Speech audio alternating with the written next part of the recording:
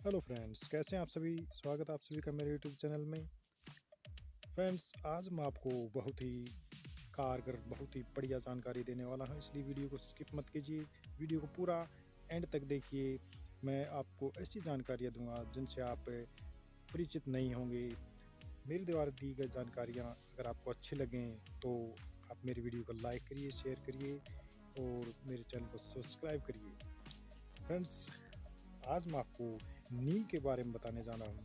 नीम वैसे तो हर जगह पाए जाने वाला, भारत में पाया जाने वाला पौधा है। इसकी जननी भूमि भारत ही है, लेकिन ये विदेशों में भी पाया जाता है।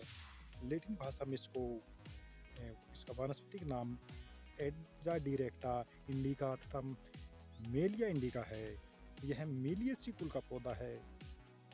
हिंदी में इसको निम्ब, इंग्लिश में मार्गोसा ट्री, संस्कृत में निम्ब, पिचुमर्द, पिचुमंद, तिक्तक, अरिष्ट, प्रभद्दे, मालक, अर्कपादप, सरदन, हिजू, काकुल, निम्बक, गजभद्रक, सुभद्र, शीर्षपर्ण, शीतधमन, अग्निधमन, गढ़वाली में इसको पैटर्न, नीम, उड़िया में इसको नींबो, निम, गुजराती में इसको नीम, लिम्बा, कोहुम्बा, उर्दू में इसको नीम और कन्नड़ में इसको निम, पेवू, तेलुगु में इसको वेमू, वेपा, बंगाली में नीम, निमगाछ, नेपाली में इसको नीम, पंजाबी में निम्ब, निप, बकम, मराठी में बलवंत निम्ब।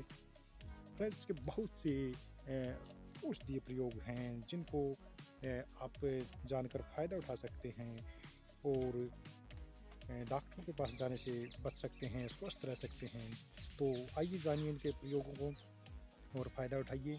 नीम के पत्तों का उपयोग कुष्ठ रोग, नेत्र रोग, विकार, खूनी नाक, आंतों के कीड़े, पेट खराब होना, भूख न लगना, त्वचा के अल्सर, हृदय एवं रक्त वाहिकाओं के रोग, बुखार में, मधुमेह में, मसूड़ों की बीमारी में, लीवर की बीमारी में आदि के लिए, कैंसर के लिए इसका काढ़ा प्रयोग कर सकते हैं। इसमें बहुत ही एंटीबायोटिक गुण हैं और ये बहुत सी दवाइयों में प्रयोग किया जाता है। तो आइए मैं इसके बहुत ही कारगर और इसके वैसे तो हज़ारों प्रयोग हैं, लेकिन मैं इसके कुछ एक प्रयोग आपको बताता हूँ जिनको करने से आप फ़ायदा उठा सकते हैं और दूसरों को भी बताइए, खुद भी फ़ायदा उठाइए। फ्रेंड्स, पहला इसका प्रयोग है, जैसा कि आप जानते हैं आजकल के वातावरण में बहुत सी बीमारियाँ घेर लेती हैं और अ, छोटे-छोटे बच्चों के भी आजकल देखते हैं आप बाल सफ़ेद होने लगे हैं। वो सिर्फ़ इस मौसम के कारण और हमारे जो खान-पान जो ज़हरीला हो गया है उसके कारण ऐसा होता है। फ्रेंड्स, बालों के सफ़ेद होने के लिए मैं आपको प्रयोग बताता हूँ। नीम के बीजों को भांगड़ा के रस में, भांग के रस में तथा असन पेड़ की छाल के काढ़े में भिगोकर छाया में सुखाने से फिर इसका तेल निकालकर 2-2 बूंद नाक में डालें। सफ़ेद होते बाल काले होंगे और इसके लिए आपने एक ध्यान भी रखना है, जब तक आप ये प्रयोग करें तब तक आप दूध एवं भात का, पके हुए चावल का प्रयोग करें। दूसरा प्रयोग इसका है, पत्तों को पीसकर उपटन लगाएँ। 1-2 घंटा उस उपटन को सिर पर लगाएँ, उससे भी बाल काले, लंबे एवं घने होते हैं। एक प्रयोग और बालों के लिए मैं बताता हूँ।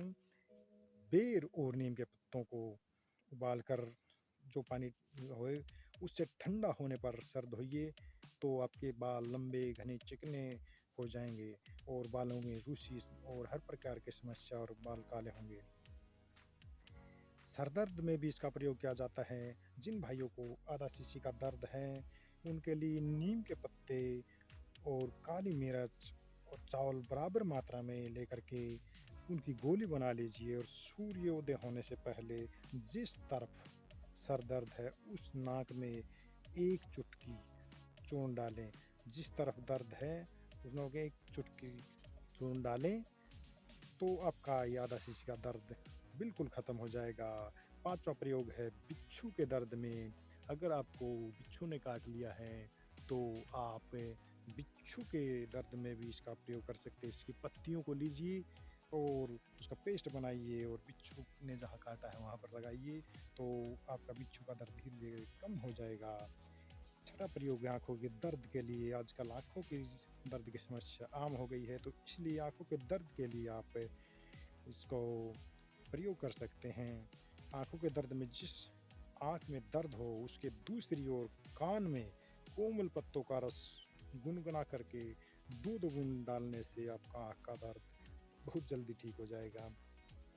कीटनाशक में भी इसके पत्तों को कूट करके और इसकी निबोली को कूट करके उनको छान करके जो उसका रस निकलता है, जो पानी होता है, उससे आप छिड़काव करेंगे तो आपके फसलों को कीटों से बचाता है। ये नेचुरल तरीके से बढ़ाता है और आपके पैसे भी बचाता है।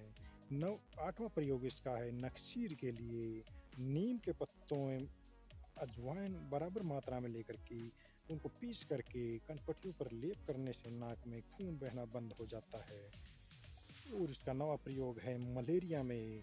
नीम का काढ़ा एवं सौंठ एवं धनिया का चूर्ण पीने से, नीम के काढ़े में सौंठ और धनिया मिलाइए, थोड़ा चूर्ण, उसको मिलाने से आपका जो मलेरिया का रोग दूर होता है। 10वां प्रयोग है इसका पायरिया में।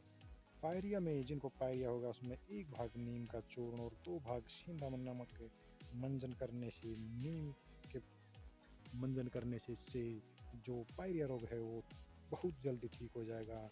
नीम के पत्तों का काढ़ा पीने से भी ये पायरिया रोग दूर होता है।